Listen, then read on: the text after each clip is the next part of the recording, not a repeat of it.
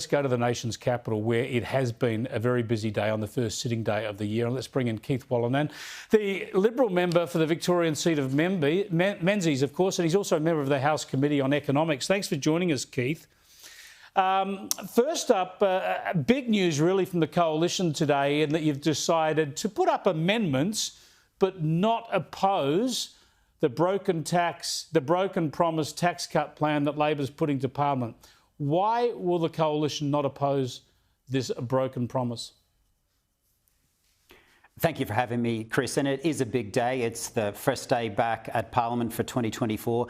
And we had our party room meeting this morning where we discussed this issue. The Coalition has always been the party of lower taxes. And that's what's driving our decision here. But we do so recognising that this is one of the worst broken promises that we've seen in politics in recent memory. And we will pass this with the government, but hold them to account. We will also seek to make it a better proposal along the way, but we don't hold out hope that they will be backing that.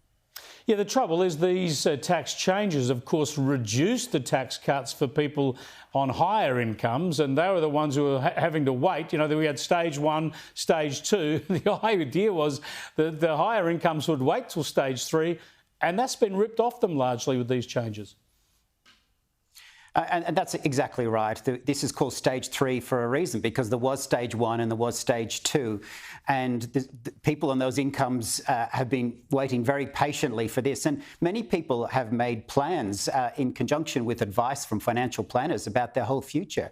And that's now all up in air. So people are making different decisions. And can I particularly single out people who live near a big city, and particularly Melbourne or Sydney, who might be notionally on a high income, but are seeing record high house prices. And this was the way for them to save a deposit and to get a piece of their own bit of Australia near Melbourne or near Sydney. They're now wondering if that's even further out of reach.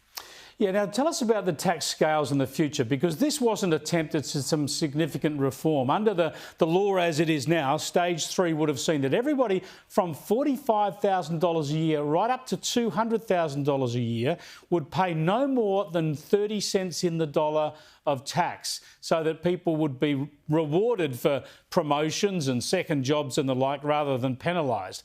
But now Labor are bringing back in or hanging on to this 37 cents in the dollar tax scale that will cut in a lot earlier. Is that a tax scale that the Coalition will commit to getting rid of sometime soon when you're in power? Well, there's two parts to the question that you've put.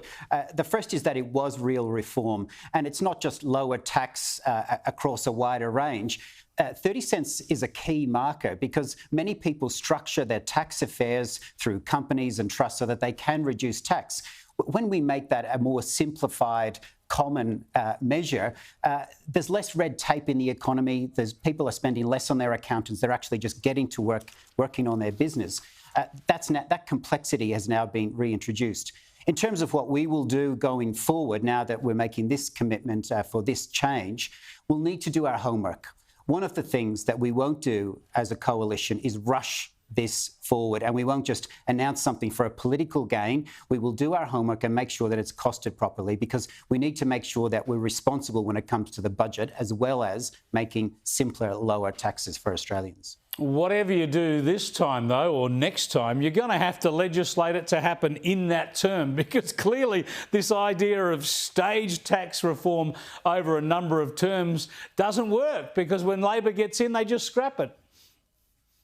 You know what, Chris, that's a fair cop. And I think that is a lesson that should be drawn from this. If we believe in a reform, if we back the reform, do it in the term of Parliament that we're actually in. Thanks for joining us, Keith. That's all the time we've got for you today. I appreciate it. Keith Wolahan there.